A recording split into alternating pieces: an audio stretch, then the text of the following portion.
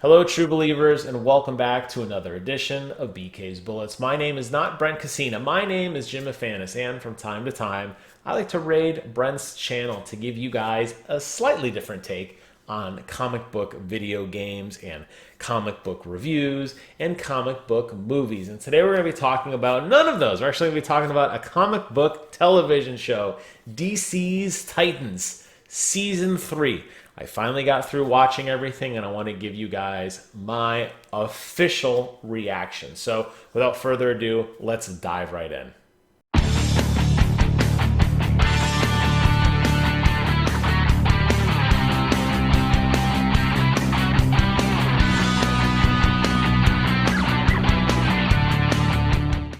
Before I get started, you know the drill. Brent likes to do the fancy finger thing here where the word subscribe appears. Pretend the word subscribe is there, but it's over here, I think. Click that. Stay part of the channel. Brent does some phenomenal stuff. He's always doing comic book related news and reactions and trailers and all that wonderful stuff. And I would honestly fully expect him at some point to give his own thoughts on Titans, maybe. I don't know. If you guys remember, some time ago, I did a video talking about why Titans Season 2 was awesome and horrible at the same time. And I'm going to do the exact same thing for Titans Season 3. I will be getting into some spoilers. So if you have not yet seen Titans Season 3, get the hell out of here. But come back when you're done. I'll be waiting. For everybody else, you've been warned. So what I was so concerned about at the end of Titans 2 was that we had so many major story arcs that felt very unresolved. You had Gar, who killed somebody after this crazy mind control scheme where, there was his first time tasting human blood, and it was curious to see how that would pan out. Well, guess what? Doesn't matter. You had the Titans reeling from the death of one of their own.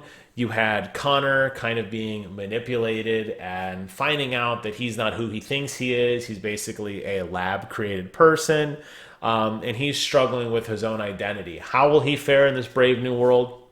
Doesn't matter. You're not going to see any of that. And then we also had the big crossover with Starfire and Blackfire. And while that does get a very big part of the show, her coming back to conquer Earth, that was probably the only real story thread that I feel like carried through.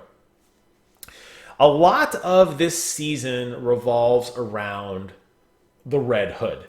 The Red Hood, of course, none other than evil Jason Todd, who is murdered and brought back to life by the Lazarus Pit. Now, you're going to notice a theme in this review. Everybody comes back to life in this. Death apparently means nothing in this show anymore. And knowing there is a season 4, I have absolutely no fear or any worry or any reservation about any of our heroes. If they all die horribly, that's okay because they're going to all come back, except for one. For some reason, Hank doesn't get to come back. Hawk has to stay dead. I don't know why Hawk has to stay dead, but we'll get to that in a minute. This season goes like this. The Titans basically go to Gotham because Bruce is going to not be Batman anymore and because the story needs them to. So they're going to crash at the Batman house, and it is here and revealed that the Gotham City Police Department has been working with Jonathan Crane, a.k.a. the Scarecrow, who has been helping them solve mysteries. Secretly, though, he has been plotting his escape and overthrowing the Gotham City Police Department and bringing Gotham into this wild, military rule-esque city in which he reigns supreme. And of course, the Titans stumble into this scheme, and they have to kind of solve it, right? So what happens at the end of last season, Jason Todd, being a show-off, being cocky, almost dies, okay? And it's that fear that drives him to, of course, go prove that he's not afraid by taking drugs, of course, and fighting the Joker, of course, and being beaten to death. Makes logical sense for a cartoon, for a comic book, right? Of course. All of that makes logical sense. Let's just roll with it. Just roll with it, okay? So after Jason Todd dies, he is reborn as the Red Hood. We find out that he was put in a Lazarus pit. And true to what the Lazarus pit is supposed to do, as we saw many times on Arrow, and as we know what the Lazarus pit actually does, yes, it brings you back, but it takes a little bit away from you too, and it makes you nutso. Now we have the Red Hood, who's got all the training and all the powers of Robin, trained under the infamous Batman. However, not the restraint of being a good guy. And you guys know as well as I do, in any comic book, the bad guy is always infinitely power than all of the good guys combined. And Red Hood basically goes on this crime spree, working with Scarecrow to initially overthrow Gotham into this kind of feared state, ultimately resulting in really more just straight destruction, which we'll talk about in a moment. But ultimately just getting revenge on everybody because he's mad and wild and crazy and, just being a general bad guy. Along the way, good old Hawk, he bites the bullet. He gets killed here. A bomb is strapped to his chest. Dove tries to save him and then has an opportunity to what she thinks is doing to help out by killing Red Hood. And instead of killing Red Hood, she just aggravates him and he detonates this bomb and kills Hawk, and Hawk dies. Now, Hawk will make an appearance a little bit later on, but he is dead. Dove, who is wildly distraught, is written out of the show. I don't know the history of these characters, the real actors and actresses behind this.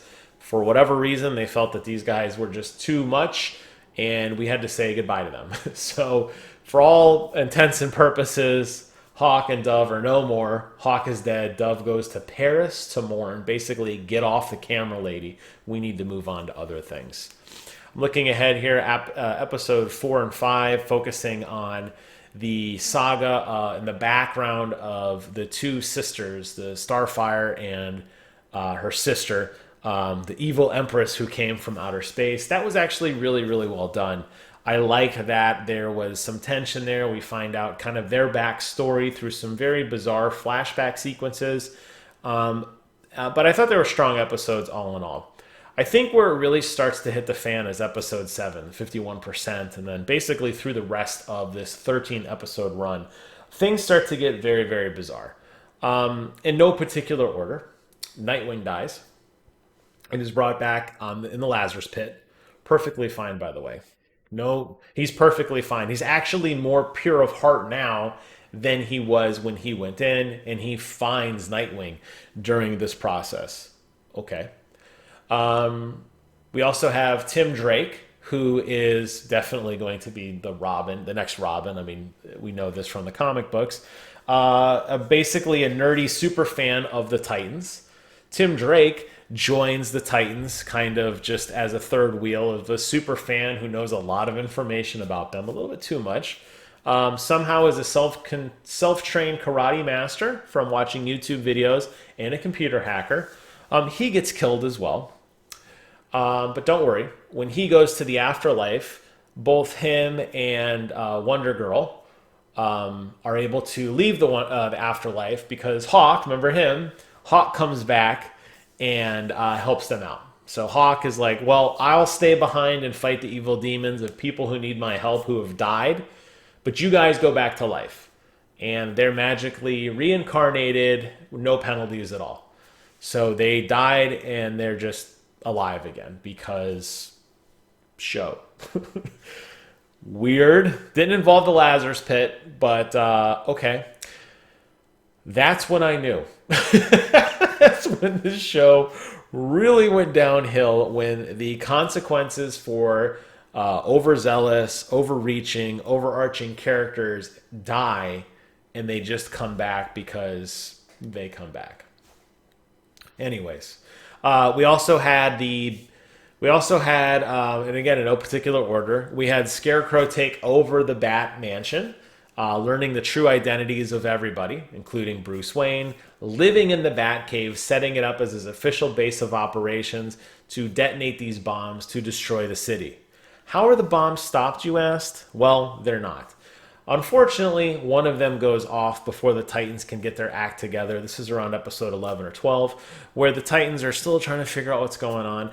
And unfortunately, Scarecrow releases this bomb, which releases this magical poison toxin, not his normal nerve toxin. This stuff just straight up kills you. And it kills, they said, anywhere from 500 to 2,000 people. Okay, well, that's unfortunate. The Titans definitely have suffered losses, and it's interesting now to see how they're going to react, knowing that they weren't fast enough to save everybody. But wait, thanks to the magic of the Lazarus Pit, Raven is able to harness the Lazarus Pit, while Starfire is able to wrap her magic around it and turn it into this magic orb. Then make it rain Lazarus Pit rain, while Wonder Girl uses her lasso of truth to hold it in place, of course. The magic Lazarus Pit rain then rains on all the dead citizens of Gotham who are just laying out on the street everywhere, and fully reincarnates them without penalty. I can't make this up. The season ends with Tim Drake becoming an honorary member of the Titans, Donna Troy deciding she needs to go spend some time with Dove in Paris, and the evil Emperor Queen's sister is going to go back to her planet and rule. The end. What does this leave for season 4? Well, they're going back to San Francisco. I'm sure we'll have a new big bad. Probably won't be as cool as Deathstroke, but we'll have a new big bad. But this show has officially gone so far off the deep end. It's like CW, but with a budget. And what do I mean by that? We've gone so far now where consequences just don't matter. You look at some of those decisions, as I mentioned. You look at what was transpired in season 2 to season 3. The mental breakdown of these characters, that they can't save everybody. That doesn't matter. People dying, they're brought back to life. That doesn't matter. Them failing the mission, essentially, and having parts of Gotham citizens dead in the streets. You flip a switch, they're back to life. That doesn't matter. What could they possibly face that's a threat to them at this point? If they fail the mission, we'll just throw them in the Lazarus Pit. Or in Donna Troy's case, or in Tim Drake's case, we'll just have Hank waiting on the train to heaven, or the other place as they call it, and he'll bust you out. Don't worry about it. You got a lot of chances here, a lot of ways to get back into the game. Unless you're Hank, of course, in which case you're dead. Hank just has to stay dead. Hawk cannot come back because I don't know why. Will I watch season 4? Yes, of course I will, because at this point now, I'm just so fascinated by how bonkers the show is. I'm wondering what they could throw at me next. But really, this season cemented they have no idea what they're doing. This really cemented to me this is just another failed superhero show where you take really gritty, dark, brooding characters, put them in a really gritty, dark, brooding situation, have deep conversations. The conversation in episode 5, Lazarus, when when Jason, Todd, and Bruce Wayne are standing in front of this theater. Bruce Wayne says, "My parents died right here. This is where I became Batman, but this is where your quest for Robin ends." And he explains why he's pushing Robin away. Was some of the best TV I've ever seen, period. The acting, the emotion, the feeling behind that was so real and raw. I felt it. I felt the pain for Jason. I understood the hurt that he felt. I understood that Batman thought he was doing what the right thing to do was. Clearly it wasn't, okay? I know that. But it was such a great acted scene. We take that story arc from episode 5 and we go 5 more episodes in, and look at how crazy we've gone. People dying, Lazarus Pit rain, all these people that are dead coming back to life. Jason Todd getting off essentially scot-free. Hey guys, sorry I killed all those people. See you later. And he gets to just trolley off into the sunset. I don't feel that there's any consequences to anyone's actions, particularly if they die. So going into this and going into season 4, whenever this is, I don't know when they're filming it, if they started, I have no idea.